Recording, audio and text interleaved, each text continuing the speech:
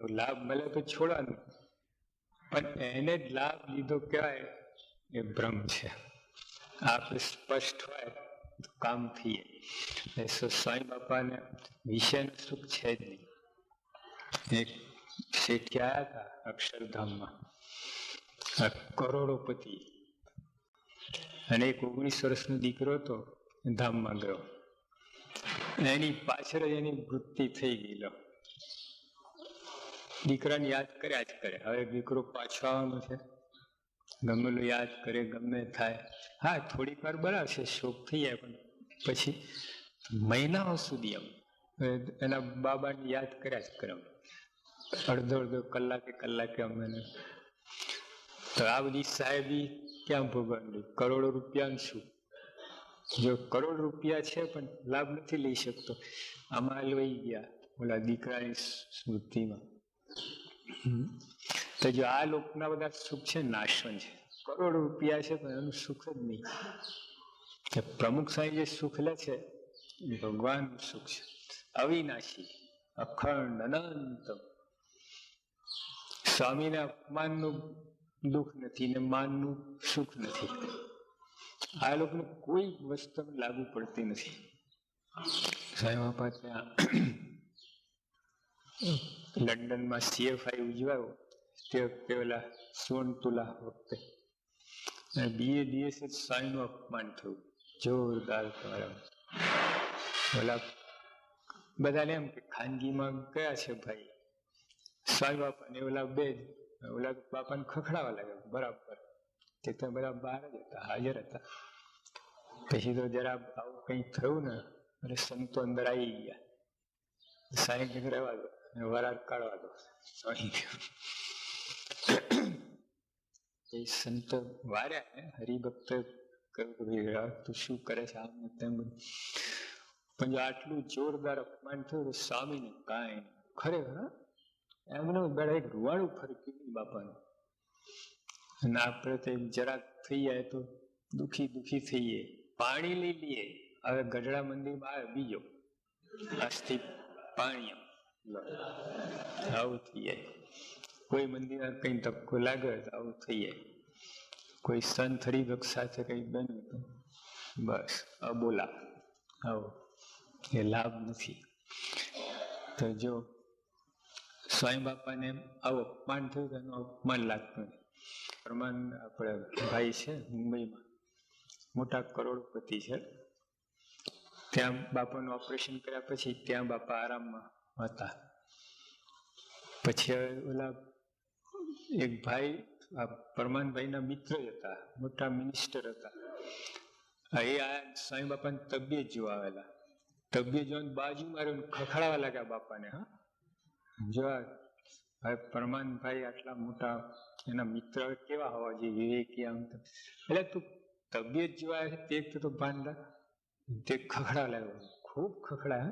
સ્વામી એક શબ્દ બોલ્યા નથી. બે ફામ ઓલા તો ખોટા પાયા વિનાના આક્ષેપો આખ્યા જ કરે. તમે આવા ને આવું ને આમ કર્યું ને આમ ને ફલાણા. આખા હિન્દુસ્તાનના બધાનું બધું એમના ઉપર ઠાલ્યું. બાપા કાંઈ બોલ્યા નહીં. પછી એ ભાઈ સત્તાથી ઉતરી ગયા. નેરોબીમાં બાપાની જયંતિ ઉતરી ને તે અમે ગયા હતા. તો બાપા સ્ટેજ ઉપર બેઠા હતા અને પેલા આયા. બાપા ઉભા થઈને એને હાર તોરા કર્યા. જેને સામુય ના જોઈ શક્યા એવા આવાનું જોઈને હું ને એના દર્શન તે દુઃખદાય ના થાય તો ના કીજીએ. આવું એના શું એના દર્શનથી ફાયદા શું? તો સ્વામી બાપા એને સન્માન કર્યું, હાર તોરા કર્યા. બાપા બેઠા, એમને બેસાડ્યા. CM કાકા આયા. વળી બાપા ઉભા થયા, એમને બોલાવીને ઓળખાણ કરાઈ. બાપા બેઠા. ફરી થોડી વાર પછી મહેન્દ્રભાઈ આયા. બાપા ફરી ઉભા થયા ને એની ઓળખાણ કરાઈ. કઈ લેશ માત્ર અપમાનનું સાય નહીં. આ પુરુષ છે ને આવી બધી વસ્તુ ભૂલી જાય છે. સ્વયં ભૂલકણા છે, હા, મહાભૂલકણા. પણ આવું અપમાન થાય ને બધું ભૂલી જાય, મનમાં યાદ જ નથી રાખતા.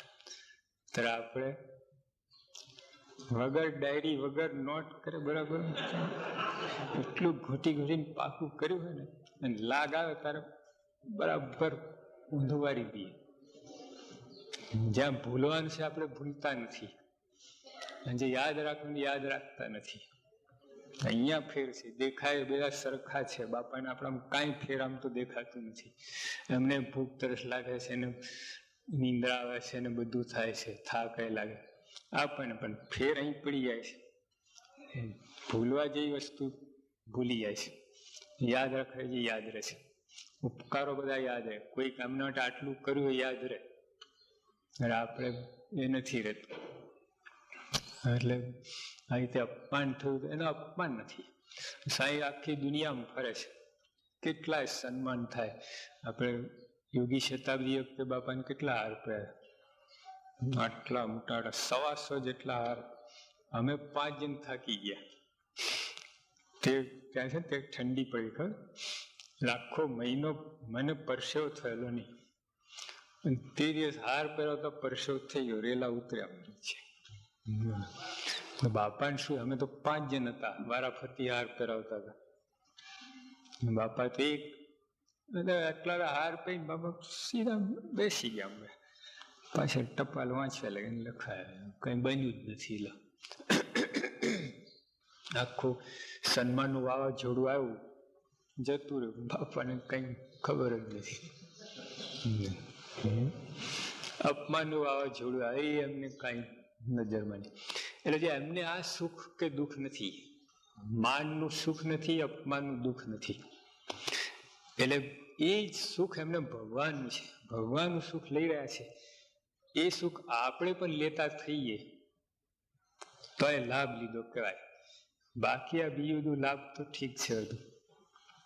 એટલે આમાં આપણી દ્રષ્ટિ, હવે આ 5 પ્રકાર છે લાભ લેનારાના.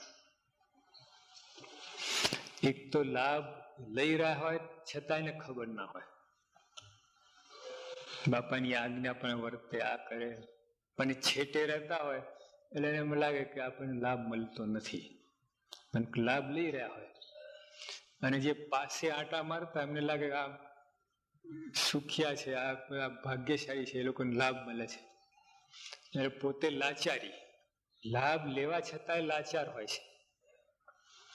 બીજો પ્રકાર છે એ એમ માને, એ બ્રહ્મમાં જ હોય છે. એને એમ કે આપણે લાભ લઈ રહ્યા છે, લેતા જ ના હોય.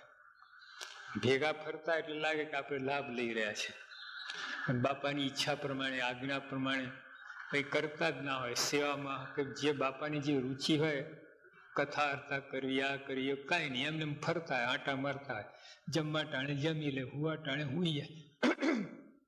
અને બાપાને જયારે દર્શન ના દેવા ત્યારે માથું મારે દર્શન કરવા, અને લાગે કે લાભ લઈ રહ્યા છે. શાસ્ત્રીમાં જયારે બધા હરિભક્તો બેઠા હોય, સંતો બેઠા હોય, પછી શાસ્ત્રીની ઈચ્છા થાય કે બધા જાય જરા, તો યોગી આપણે પહેલા બહાર નીકળી જતા. બીજા શું છે, હંતાઈ રે, ખૂણે ખાંચડે આમ લાભ લે છે. સાઈની ઈચ્છા ના હતા આવી રીતે. એટલે જ આ બધું આપણે જાણતા નથી.